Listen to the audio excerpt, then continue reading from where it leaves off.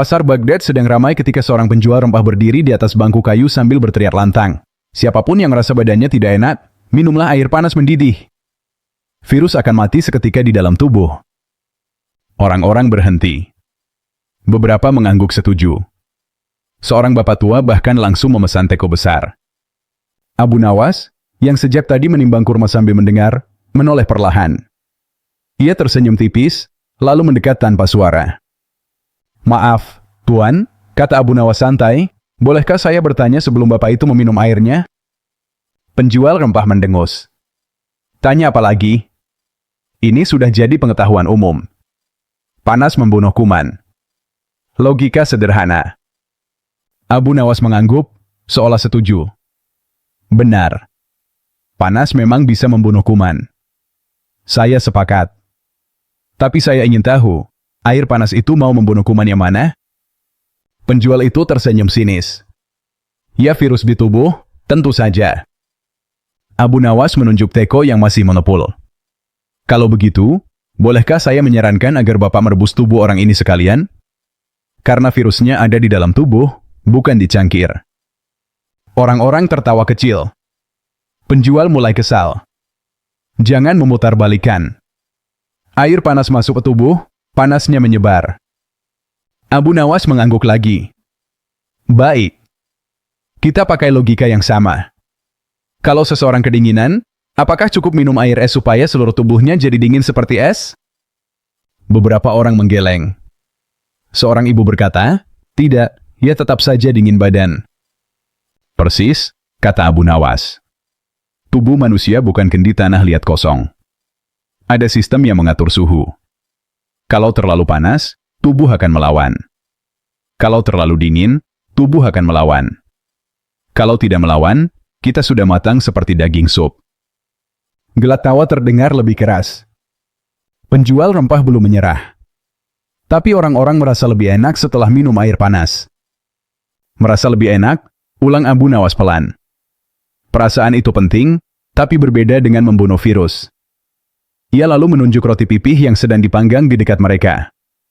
Roti ini matang karena dipanaskan langsung di api, suhunya sangat tinggi.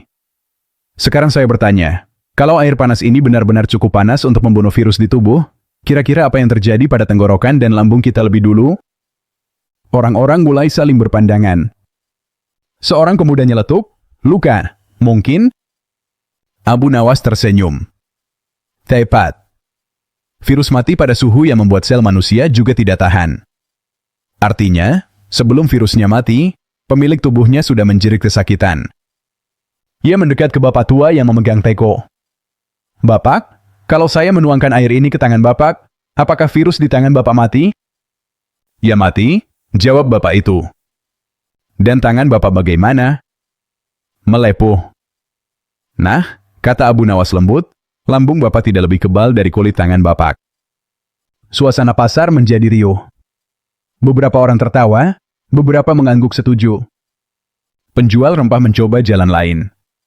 Tapi nenek moyang kita sudah melakukan ini sejak dulu. Abu Nawas mengangkat alis. Nenek moyang kita juga berjalan kaki kemana-mana. Tapi kalau sekarang ada keledai, kenapa kita memaksa kaki sendiri berdarah? Orang-orang tertawa lagi. Abu Nawas melanjutkan, suaranya tetap ringan. Ilmu tidak menolak kebiasaan lama. Ilmu hanya bertanya, apakah kebiasaan itu bekerja karena sebab yang benar, atau hanya kebetulan?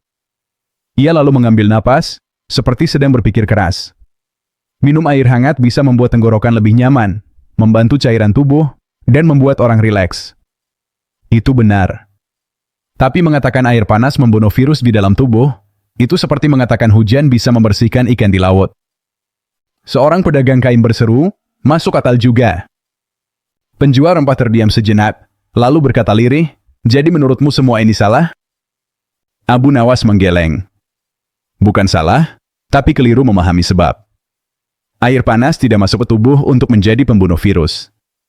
Ia hanya lewat sebentar, lalu tubuh mengatur ulang suhunya. Ia menepuk teko perlahan. Kalau benar panas ini ampuh membunuh virus di dalam, para tabib tidak perlu obat, cukup dapur. Orang-orang tertawa lebih keras. Bapak tua itu akhirnya menurunkan teko. Jadi sebaiknya bagaimana? Abu Nawas menjawab tenang, minum air secukupnya, jaga tubuh tetap kuat, istirahat, dan jangan menyiksa perut sendiri. Virus tidak takut air panas, tapi tubuh kita takut luka. Penjual rempah menghela napas panjang.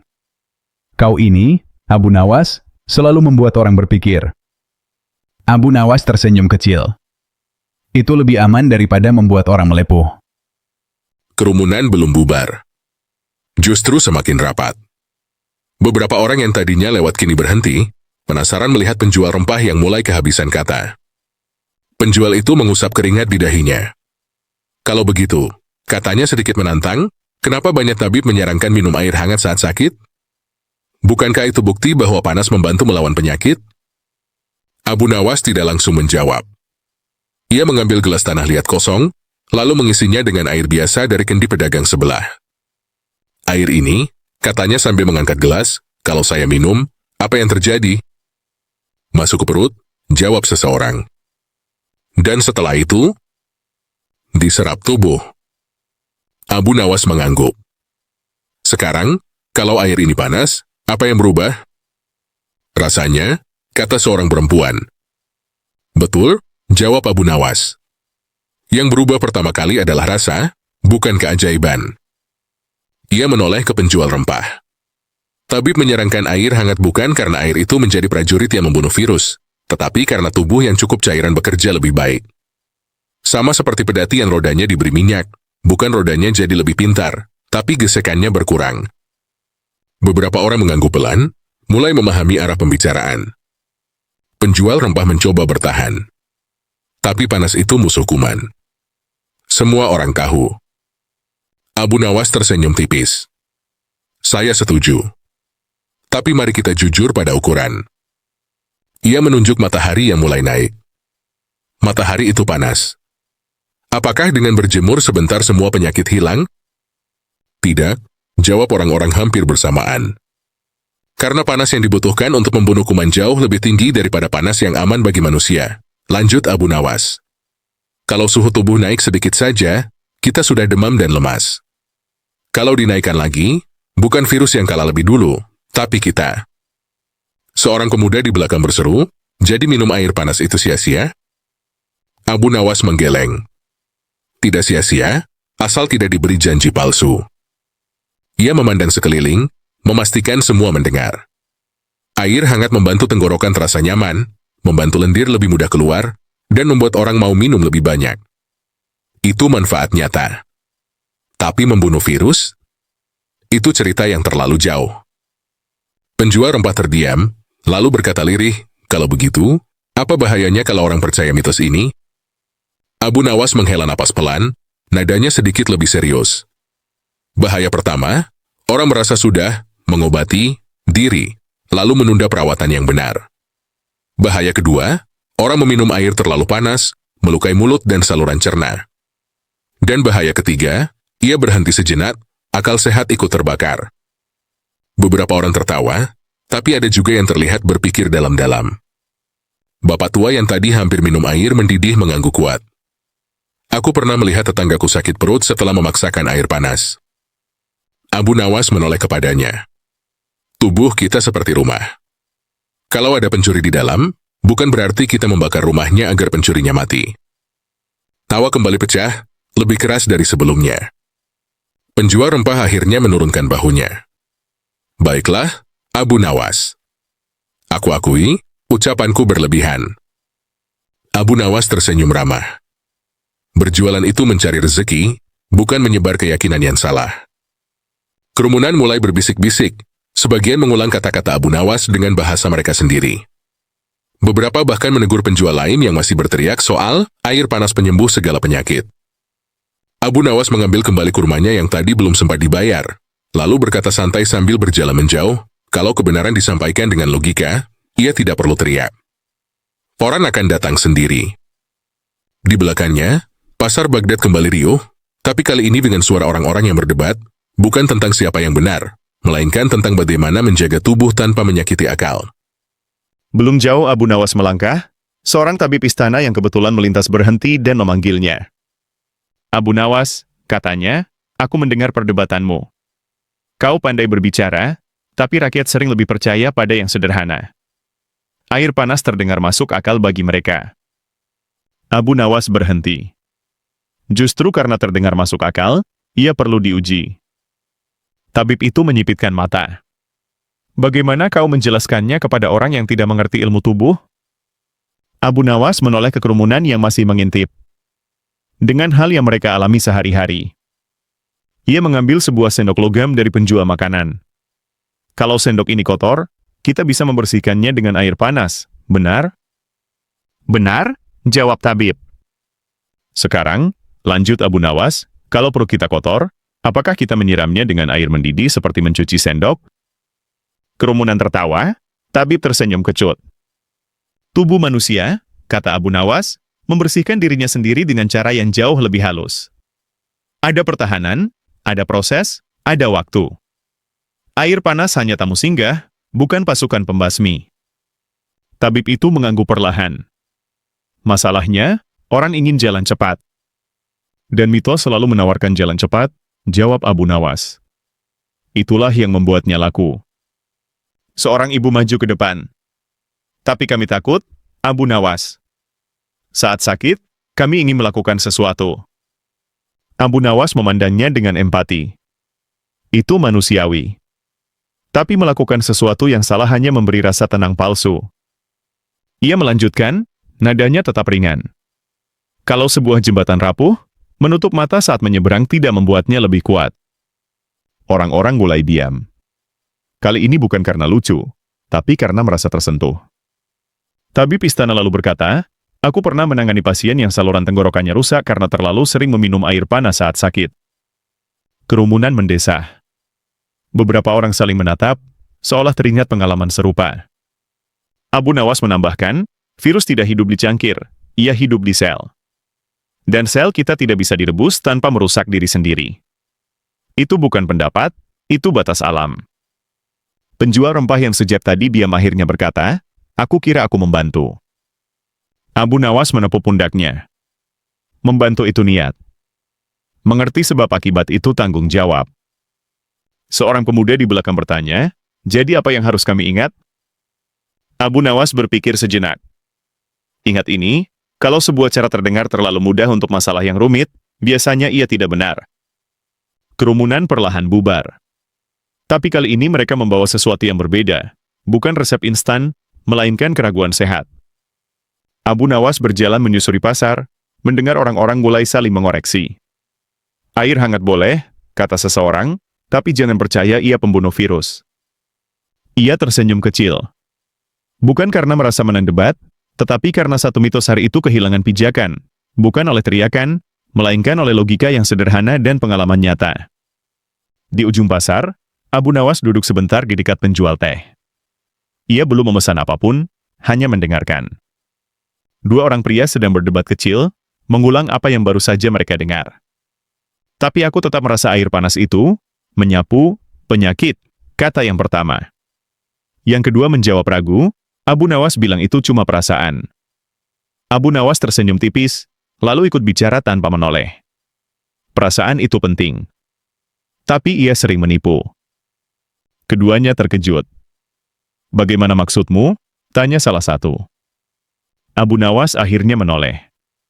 Kalau seseorang sakit lalu minum air panas, ia merasa hangat, tenang, dan rileks. Saat itu tubuhnya memang terasa lebih baik. Otak lalu menyimpulkan, air panas membunuh penyakit. Padahal yang terjadi, tubuhnya sedang dibantu untuk bekerja, bukan airnya yang bekerja sendirian. Penjual teh ikut menyimak. Jadi rasa enak itu datang dari tubuh sendiri? Ya, jawab Abu Nawas. Seperti orang yang beristirahat setelah seharian bekerja. Bukan kasurnya yang menyelesaikan pekerjaan, tapi kasur memberi kesempatan tubuh memulihkan diri.